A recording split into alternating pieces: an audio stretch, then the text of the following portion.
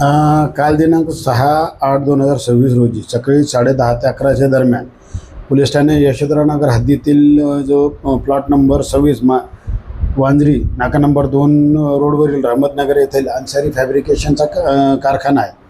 तिथं जे आहे तर यातील जे फिर्यादी आहेत त्याचे मोठे भाऊ सईद अहमद वल्द वकील अहमद वय 50 वर्षे राहणार आझादनगर नई वस्ती टेका हे फॅब्रिकेशनचे वेल्डिंगचे काम करीत असताना गॅस सिलेंडरचा जो गॅस वेल्डिंगचा जो कंप्रेसर असतो तो फुटल्याने ते जखमी झाले होते. त्यांना उपचारकामी त्यांना मेडिकल हॉस्पिटल इथे नेले असता त्यांना डॉक्टरांनी तिथे तपासून मृत घोषित केले.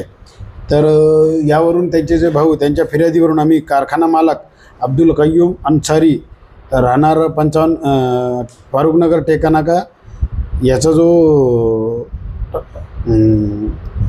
गॅस वेल्डिंग करण्याचा टॉर्म खराब झाल्याने ते लीक होण्याचा हे माहीत असून सुद्धा त्यामुळे मोठी दुर्घटना होण्याची शक्यता आहे अशी खात्री असताना मालक यांच्या निष्काळजीपणामुळे दुर्घटना होऊन यातील फिर्यादीचा भाऊ मरण पावला आहे.